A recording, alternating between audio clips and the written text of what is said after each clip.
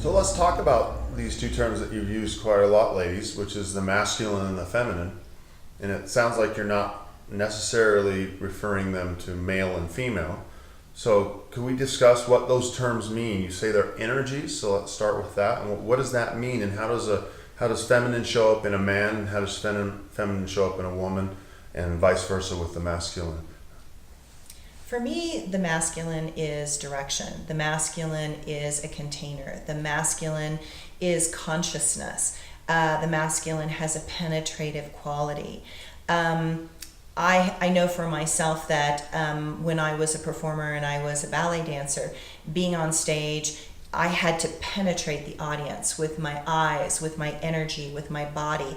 I was sending an energy out that was impacting them. And I could do that with a look. I could do that with my eyes. And that is a very strong masculine energy. I'm sending out a feeling from my body through my face. That is a masculine energy. The movement of the feminine is softer. It's got more fluidity. It's got a fury to it, as well as a gentleness to it. It's the full range of the emotions. So nature, all of nature is feminine. And so there are moments that the feminine looks wild and crazy. There's moments that the feminine looks like a tempest. There are moments that the feminine looks calm. It looks loving. It looks kind.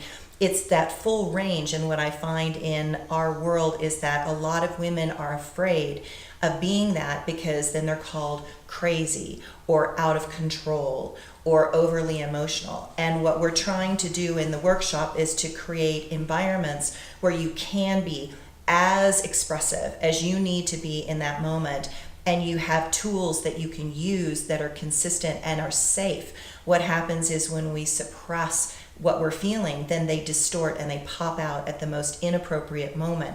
And this dance of the masculine and feminine is a game of consciousness. It's about bringing your awareness to the state that you're in moment by moment, so that you can choose. The game is choice, because there are moments I need to be very directed and I need to choose in with that 100% clearly, and other moments where I need to drop in to my feminine and I need to stop and I need to listen and I need to flow. Masculine and feminine energy. So again, to me, these are two energies. So a man can be both masculine and feminine. A woman can be both masculine and feminine, and both are hugely beneficial in one body out in the world.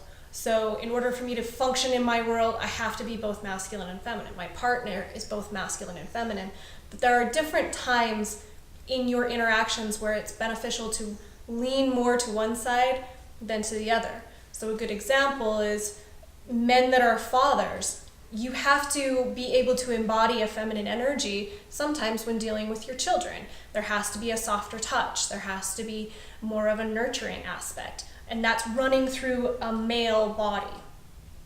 Conversely, women all over the world now, we do push through our masculine a lot more sometimes than we actually play in our feminine. And that's in order to go to work, to run companies, to be doctors and lawyers and CEOs and all the rest of it. We push through our masculine energy. So again, when we use these terms, we're talking about energies and not actually gender.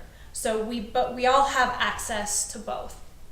And when we're talking about being with our partner, when we're talking about sexual energy, it's very helpful if one partner is in a feminine energetic state, which is generally more receiving, more open, softer, more the flow, more kind of the flow of the universe, the one who's dancing, the one who's bringing the energy to the room.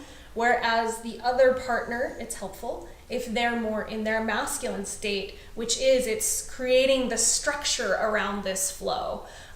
So one term that we've played with is this concept of a center and a spin. So the masculine brings a center to the dance, whereas the feminine creates this spin in the dance. She creates, or he, it could be a he, creates the energy of the dance, whereas the masculine creates the pole by which the dance moves around, through which the dance takes place. So he creates this container, this structure that both can jump into and engage in the sexual dance, the passionate dance.